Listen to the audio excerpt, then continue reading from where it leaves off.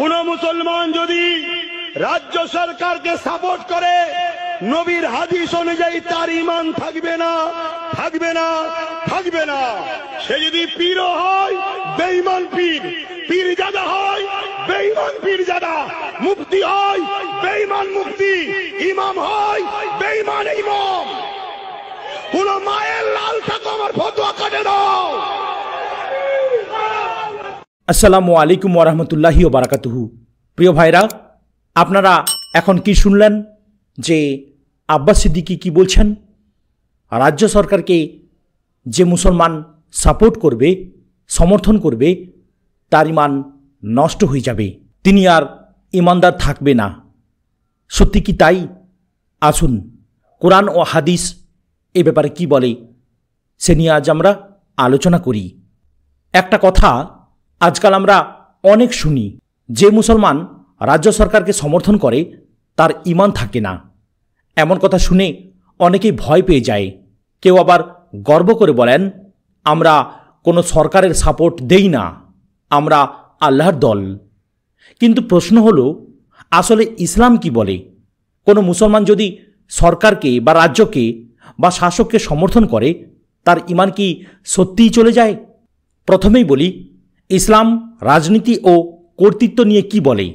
আল্লাহ তাআলা সূরা আন-নিসার আয়াত নম্বর 59 বলেছেন, হে বিশ্বাসীগণ, তোমরা আল্লাহর আনুগত্য করো, রাসূলের আনুগত্য করো এবং তোমাদের মধ্য থেকে যারা কর্তৃত্বে রয়েছে তাদেরও আনুগত্য করো। কিন্তু যদি তোমরা কোনো বিষয়ে মতভেদ করো তাহলে আল্লাহ ও তাঁর রাসূলের দিকে ফিরিয়ে নাও। এ আয়াতে আল্লাহ 3 স্তর তুলে ধরেছেন। 1, আল্লাহর আনুগত্য। 2, রাসূল সাল্লাল্লাহু আলাইহি সাল্লামের আনুগত্য। 3, তারপর ওলিয়া আমর অর্থাৎ শাসক বা কর্তৃত্বপ্রাপ্তদের আনুগত্য। কিন্তু খেয়াল করবেন, আল্লাহ এখানে একটা শর্ত দিয়েছেন, যদি তোমরা কোনো বিষয়ে মতভেদ করো তাহলে আল্লাহ ও রাসূলের দিকে ফিরে এসো। মানে দাঁড়ালো কি, যে শাসককে মানতে হবে, কিন্তু শুধু তখনই যখন সে আল্লাহ ও রাসূলের আদেশের বিপরীতে কিছু করছে না। এবার আসুন আমরা রাসূল সাল্লাল্লাহু আলাইহি সাল্লামের একটা হাদিস আলোচনা করি। যে আমার আমিরকে মানে সে আমাকে মানে, আর যে তার অবাধ্য হয় সে আমার অবাধ্য হয়। সহিহ বুখারী, সহিহ মুসলিম। আরেকটি হাদিসে নবী পাক সাল্লাল্লাহু আলাইহি সাল্লাম কি বলেছেন? তোমাদের উপর যদি এমন শাসক নিযুক্ত হয় যাকে তোমরা পছন্দ করো না, তবুও তার কথা শুনবে ও মানবে যতক্ষণ না সে তোমাদের আল্লাহর অবাধ্যতার দিকে ডাকে। সহিহ মুসলিম। অর্থাৎ যতক্ষণ শাসক ইসলাম বিরোধী কাজের নির্দেশ দিচ্ছে না ততক্ষণ তাকে মানা, তার আদেশ পালন করা, নাগরিক দায়িত্ব পালন করা, এটা ইসলামেরই অংশ। তাহলে সরকারকে সমর্থন করা মানে কুফরি। সরকারকে সমর্থন করলে ঈমান নষ্ট হয়ে যাবে, এ কথাটা কোথা থেকে এলো? এই ধরনের বক্তব্য মূলত রাজনৈতিক আবেগ থেকে, ধর্মীয় প্রমাণ থেকে না। কারণ কুরআন হাদিসে কোথাও বলা হয়নি সরকারকে সমর্থন করলে ঈমান যাবে। বরং ইসলাম বলে যে শাসক যদি ন্যায় প্রতিষ্ঠা করে, যদি জনগণের অধিকার রক্ষা করে, তাহলে তাকে সাহায্য করো, দোয়া করো। রাসূল সাল্লাল্লাহু আলাইহি সাল্লামের যুগে, সাহাবায়ে কেরামের যুগে শাসক মানে ছিল ন্যায় প্রতিষ্ঠাকারী, দায়িত্বশীল ব্যক্তি। তারা অন্যায় করলে সাহাবারা মুখে পরামর্শ দিতেন, কিন্তু বিদ্রোহ করতেন না। তাই বিদ্রোহ নয়, উপদেশের মাধ্যমে আমরা সমাজকে, সরকারকে সংশোধন করার চেষ্টা করব। ইবনে তাইমিয়া রাহমাতুল্লাহি আলাইহি কি বলেছেন? অন্যায় শাসকের বিরুদ্ধে ধৈর্য ধরাই উত্তম, কারণ বিদ্রোহে যা ক্ষতি হয় তা অন্যায়ের চেয়েও বড়। অর্থাৎ আমরা যদি সরকারের কোনো অন্যায় দেখি তাহলে তার বিরুদ্ধে সঠিক পথে কথা বলবো, শান্তিপূর্ণভাবে পরামর্শ দেব। কিন্তু শুধু সরকারকে ঘৃণা করাই ঈমানের নিদর্শন নয়। পরামর্শ মানে কি না, সমর্থন মানে সবসময় দল রাজনীতি নয়। সমর্থন মানে দেশের আইনে মেনে চলা, নাগরিক দায়িত্ব পালন করা, ন্যায় প্রতিষ্ঠার সহযোগিতা করা। এই সমর্থন ইসলামী দৃষ্টিতে বৈধ, বরং প্রশংসনীয়। কিন্তু কেউ যদি অন্যায়, জুলুম বা কুফরি আইনকে সমর্থন করে তাহলে অবশ্যই সেটি হারাম। অর্থাৎ বিষয়টি পরিস্থিতি ও উদ্দেশ্যের উপর নির্ভরশীল। তাই বিষয়টি ইসলামের দৃষ্টিতে কিভাবে সহজ করে বলা যায় সেটি নিয়ে আলোচনা করছি। ন্যায়ভিত্তিক সরকারকে সাহায্য করা জায়েজ ও উত্তম। নাগরিক দায়িত্ব পালন করা সুন্নাহ অনুযায়ী কাজ। সরকারকে অন্ধভাবে সমর্থন করা, অন্যায় অনুমোদন করা হারাম। সরকার বিরোধী হিংসাত্মক বিদ্রোহ নিষিদ্ধ।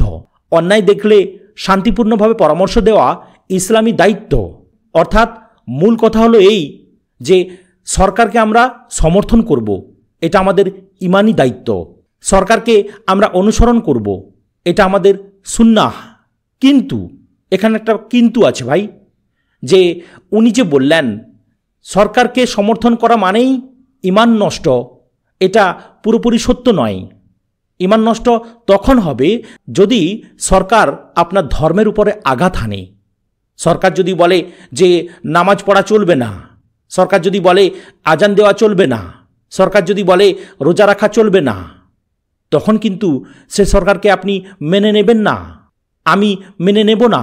সেই সরকারকে যদি আমি অন্ধভাবে সমর্থন করি তখন কিন্তু ঈমানের ঘাটতি হতে পারে, কেননা নবী সাল্লাল্লাহু আলাইহি সাল্লামের সুন্নাহ মোতাবিক হচ্ছে না।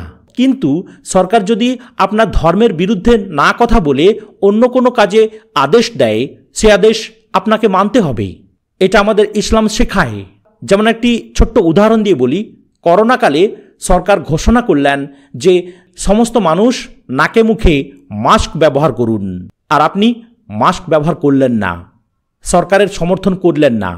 সেক্ষেত্রে কিন্তু আপনি একজন অন্যায়কারী, আপনি ভুল করছেন, আপনি আপনার ইমানি দায়িত্ব পালন করছেন না। কিন্তু সরকার যদি আপনার ধর্মের দিকে আঘাত হানে তখন কিন্তু তা মানবেন না। জানি না আব্বাস সিদ্দিকীর মনে কি আছে যে কোন দিক থেকে সরকারকে মানা যাবে এবং কোন দিক থেকে মানা যাবে না, সেটা কিন্তু স্পষ্ট নয়। পুরোপুরি ভিডিওটা কিন্তু আপনাদের সামনে তুলে ধরছি না, কিন্তু শুধুমাত্র যেইটুকু ক্লিপ আপনাদের সামনে তুলে ধরছি তার অনুসারে বলা যায়, উনি যদি বলে থাকেন যে ধর্মের দিক থেকে সরকার যদি আঘাত হানে তাহলে আপনি মানবেন না, ঈমানের ঘাটতি হতে পারে, আপনি বেঈমান হতে পারেন, তাহলে কিন্তু ঠিক। আর যদি উনি বলেন যে সমস্ত দিক থেকে সরকারকে মানা যাবে না, তাহলে কিন্তু উনি ভুল বললেন। দেখুন ভাই, আমি কিন্তু এক্ষেত্রে কোনো রাজনীতির দলের সমর্থন করে বলছি না। আমার যে কথাগুলো, সে কথাগুলো সরকারের উপরে কথা। সে সরকার তৃণমূল হোক, বিজেপি হোক কিংবা বামফ্রন্টের হোক, আমি সরকারের উপরে কথা বলেছি, কোনো রাজনৈতিক দলের উপরে কথা বলিনি। আল্লাহ পাক আমাদের বোঝার তৌফিক দান করুন, আমিন। ভিডিওটি ভালো লাগলে একটি লাইক করবেন, কমেন্ট করবেন এবং শেয়ার করতে ভুলবেন না। আসসালামু আলাইকুম ওয়া রাহমাতুল্লাহি ওয়া বারাকাতুহু।